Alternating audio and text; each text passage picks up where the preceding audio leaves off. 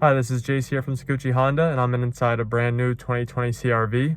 Sadly, with all the restrictions that are going to be put in place soon, we're not going to be able to do a delivery in person. So I'm here filming videos of each trim for the CRV, and they will be emailed to you with the corresponding trim that you bought.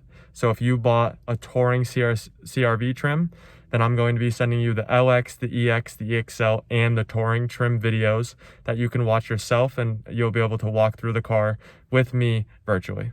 Okay, so now that we're inside the car, the first thing I like to do with people is have them fix their seat and their side mirrors. So the way that you fix your seat is that you have the little lever on the side right here that you push up or down to pump up or pump down the seat. And then you have the lever in the back that moves the seat forward or back. And then down here, you have a little rail that you grab that can move the entire seat up or down. Now that you're comfortable, you can come over to here where you have the left and right window controller. So if you flick it to the left, you can control the mirror here with the D-pad. And then if you flick it to the right, you can then control the other window. So once you've done that, essentially you can come down here to the buttons on the left-hand side by the door handle.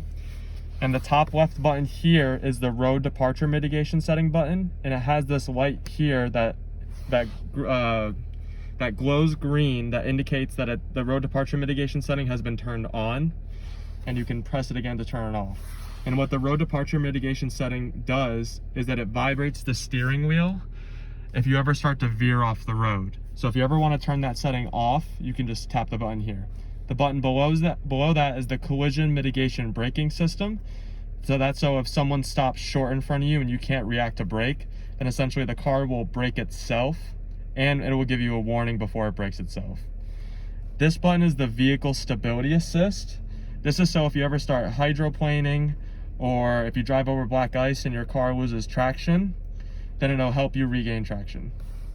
Here you have your headlight controller. Most people just put them on auto, and then they don't touch their lights again. What the automatic headlight does is essentially if you turn your car off, then you don't have to worry about your lights staying on. The default setting for your headlight timer to turn off is 15 seconds.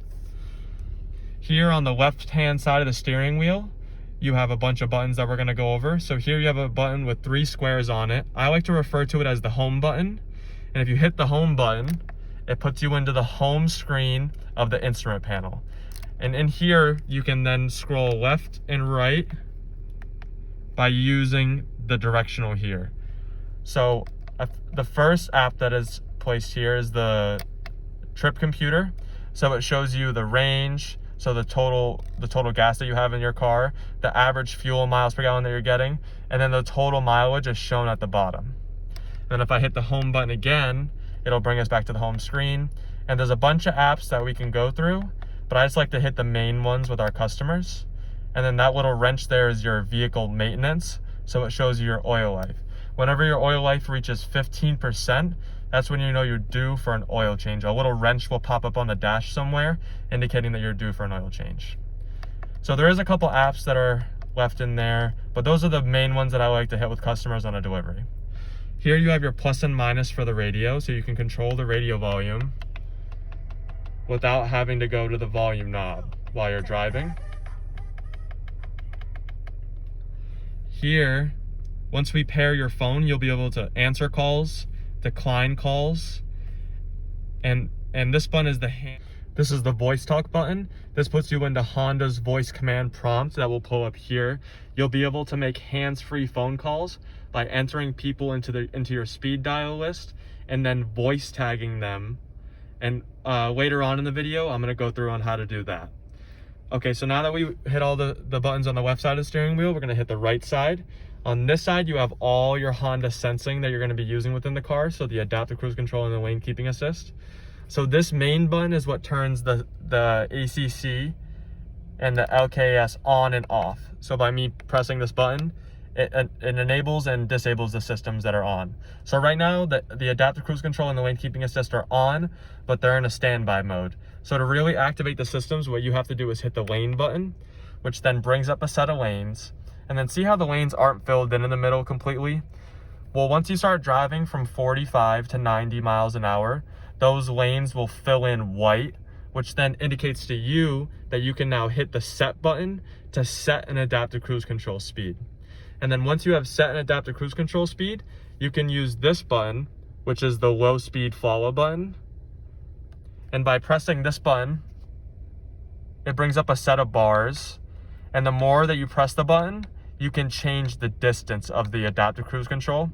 And every bar stands for a car length between you and the car in front of you. So let's say you set an adaptive cruise control speed at 50 miles an hour. At that point, once you have it set, you can then change the distance that's left between you and the car in front of you. And if the car in front of you then brakes within that distance, then your car will automatically brake itself to keep that distance the same. So if you have it set on 4 bars, that's 4 car lengths. So if someone brakes within that 4 car length distance, then your car will automatically brake itself to keep that distance the same. Another thing that I like to let people know about the Honda Sensing and the adaptive cruise control and the lane keeping assist is that once you set an adaptive cruise control speed, the lane keeping assist is going to be trying its best to keep you in the center of the lane.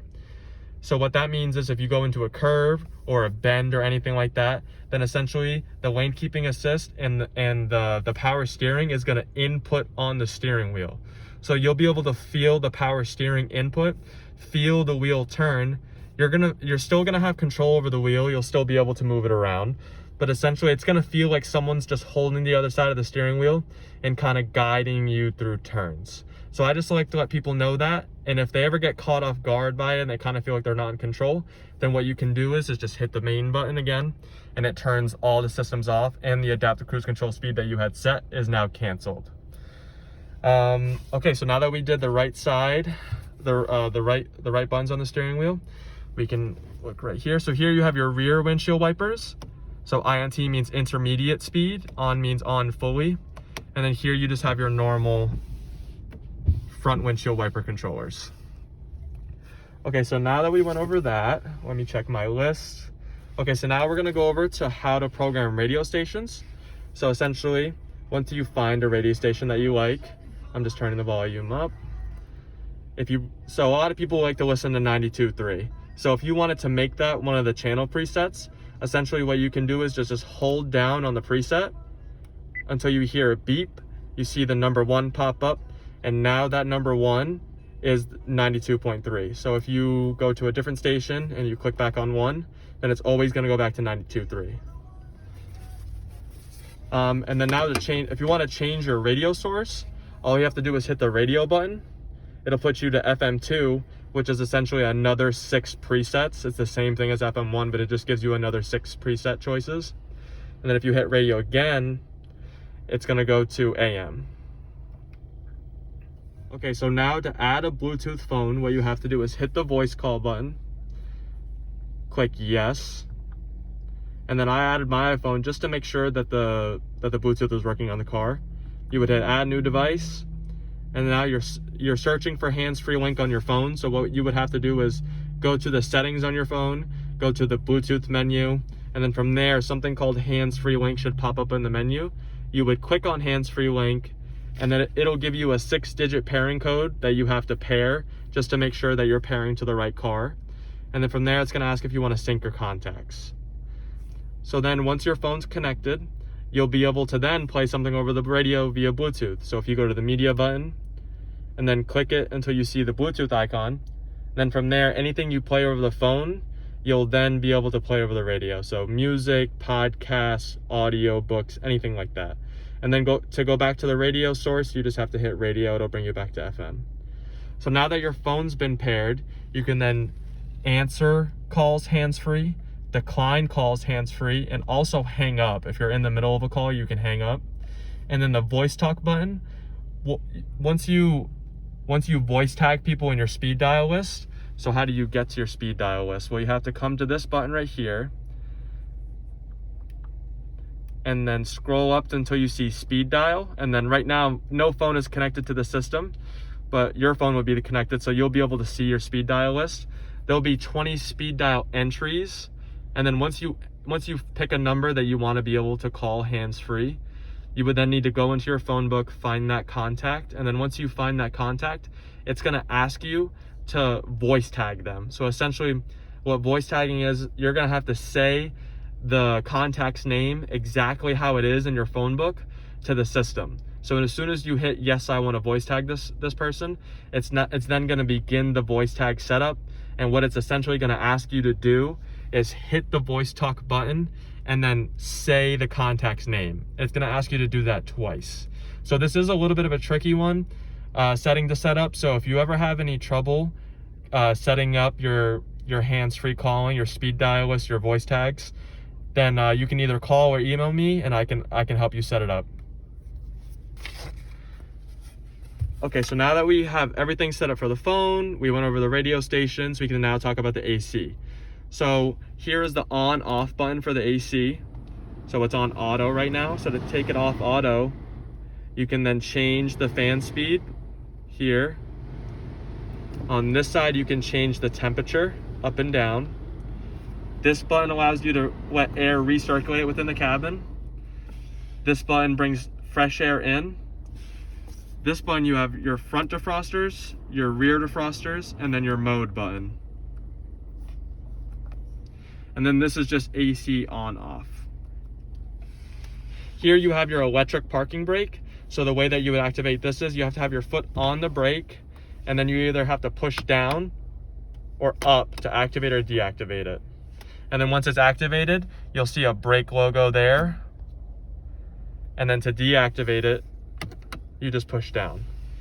Now the brake hold button, you enable the brake hold if you're in like Boston or Providence traffic. So once you enable the brake hold, you have to have your seatbelt on and you have to be in drive to be able to enable it. But once you enable the brake hold, you'll be able to brake to a stop and then take your foot off the brake when you're in traffic, and your car doesn't roll forward even though you're in drive.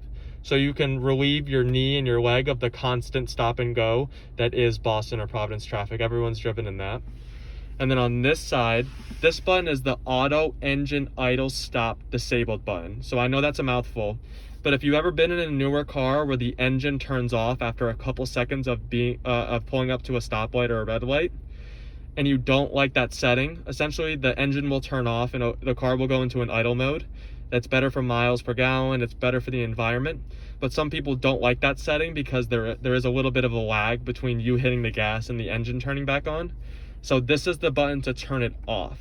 So that setting is always on, and every time you turn your car off and then on again, it gets re-enabled. So every time you get in your car, if you don't like this setting, you're gonna have to hit this button, and then auto engine idle stop is now disabled.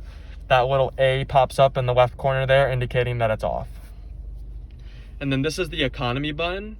The economy button is for econ mode. So if I hit econ, then econ on, and that little leaf pops up in the left there too. So what economy does is you lose a couple horsepower in the engine, but you gain a couple miles per gallon. It's great for city driving. It's not as effective on the highway.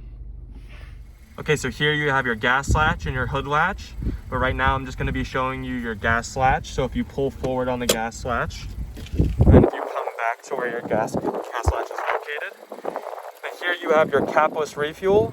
Essentially, it saves you a couple seconds every week when you get gas. You can just push the nozzle right through the flaps. That's all you need to do. So if you close it, now for the trunk. So if you come to the trunk, there's a little rubber piece right here. And if you pull up on the rubber piece, it opens up the trunk. And at this point in the trunk, you have your spare tire with your jack and your toolkit. And then on the sides right here, you have little latches that put the seats down automatically instead of using these latches here. So if I pull on this latch, it automatically puts the seat down.